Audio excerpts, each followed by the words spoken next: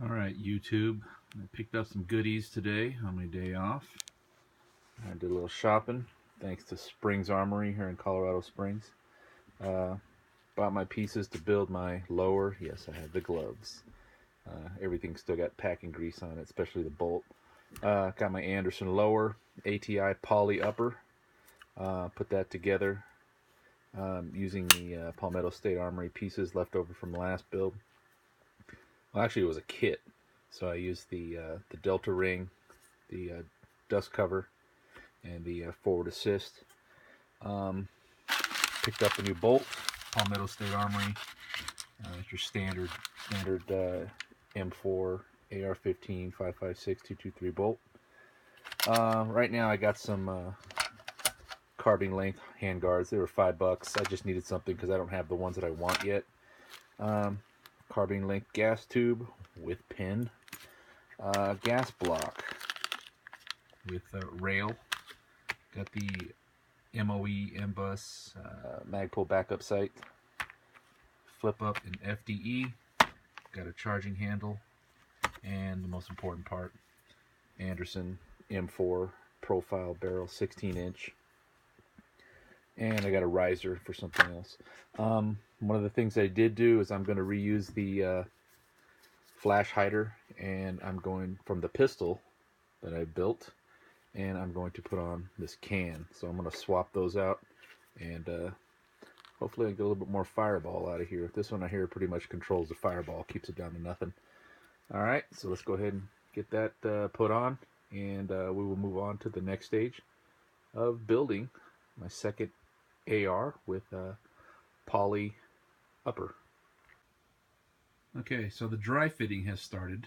What we got here is a takeoff Bushmaster buttstock until I can get the Magpul one I want. I have the ATI upper poly upper, all right, with the Palmetto State Armory Delta ring dust cover, UTG rear sight. The forward assist is from this parts kit. We have an Anderson lower, Magpul MOE grip. The barrel is Anderson 16-inch M4 profile. I have a gas block with the rail that the Magpul flip-up sight will go. The theme is going to be flat darker, so this is probably going to get a coat of paint. So I'm going to have to dip it in some acetone and clean this weapon off before I spray paint it. So I got the gas tube. It's dry fit. It's not tightened down yet. The barrel is a dry fit. This front holder right here, the plate was purchased earlier, about a month ago. Never used it. Now I got around to doing it, or I'm reusing it. Then I got your standard birdcage flash hider up here. Once again, Palmetto State Armory bolt, about $100, and the LBE mil-spec charging handle. All right, let's continue with this build.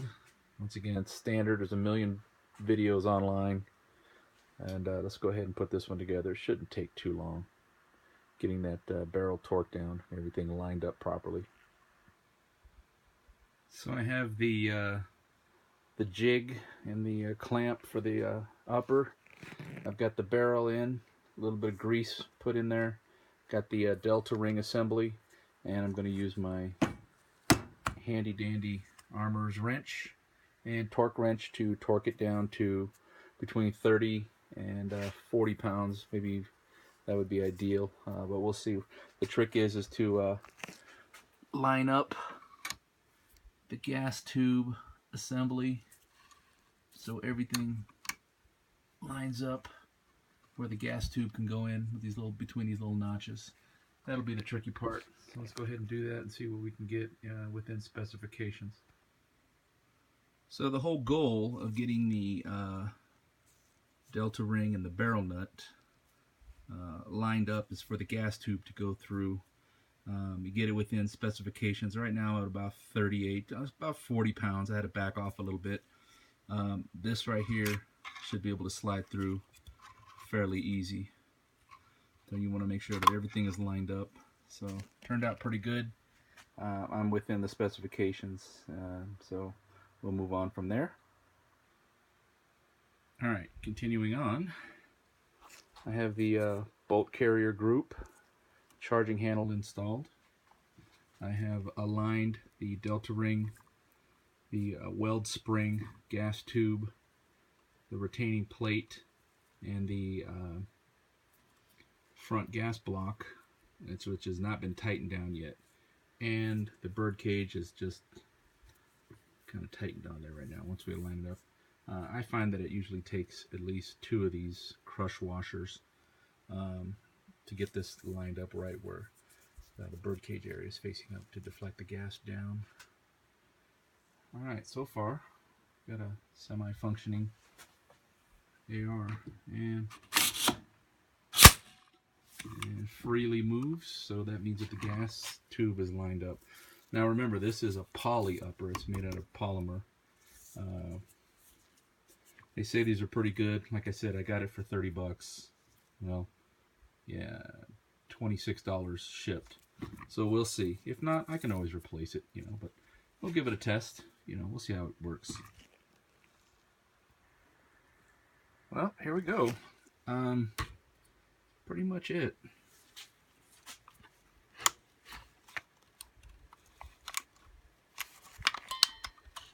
All right, charging handle. All right, operational. Forward assist works. I put the Bushmaster carry handle on here temporarily, just for this one. I have the gas block tightened, gas tube pinned. Got the Magpul MOE sight. Pretty much press it down. Nope, hold it steady. It pops up. You got a front sight. Once again, I used 2 crush washers on there. It was not lining up right with a single one. The stock carbine handguards. Once again, this is going to be flat dark earth, and she's going to get a coat of paint. You get a fixed stock, carbine stock for this, and paint it tan. Well, instant gun in the basement. Hopefully we can get it out maybe Sunday and go check it out. It's supposed to be hot tomorrow, but nicer the next day. See if I put some paint on it here. Let's see what happens next. Okay, inside my cluttered garage, I'm going to be preparing to paint this AR rattle can style. So it's going to be in a desert tan and khaki configuration. So I already cleaned it and stripped the upper lower barrel assembly, buffer tube assembly with acetone. So it's pretty much grease free. Not looking for a perfect paint job, but let's see what we can get. First step. Alright, so it's been a few minutes. Here's the first layer. Tan. You can see that weapon's really starting to pop out now. I'm gonna let that dry for a while.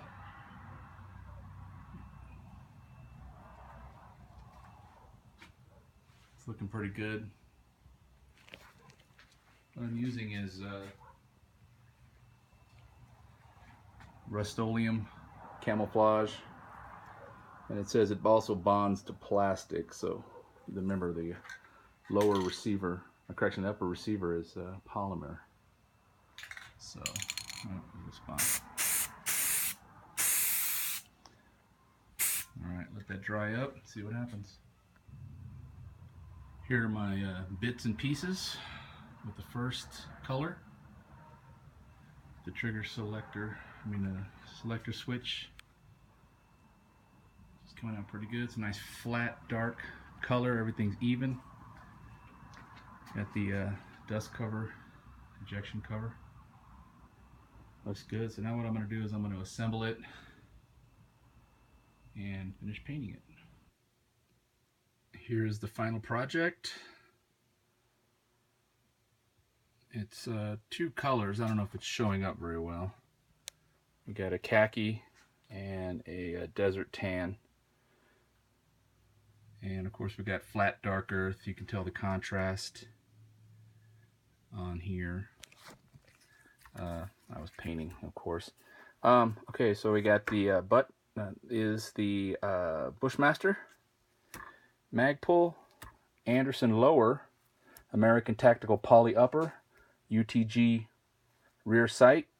We have a Palmetto State Armory bolt carrier group, an LBE charging handle, factory stock handguards, Palmetto State Armory Delta ring kit, Magpul flip up sights, an unnamed brand of gas block, and a Anderson 16-inch M4 profile barrel.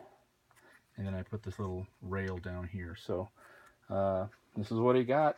Got to break it in. It's got paint in some spots where, you know, some got in there, but, you know, it's going to have to wear down. And the more this weapon wears down the paint job, the better it'll look. Some of the high points get rubbed down. But it's looking pretty good so far.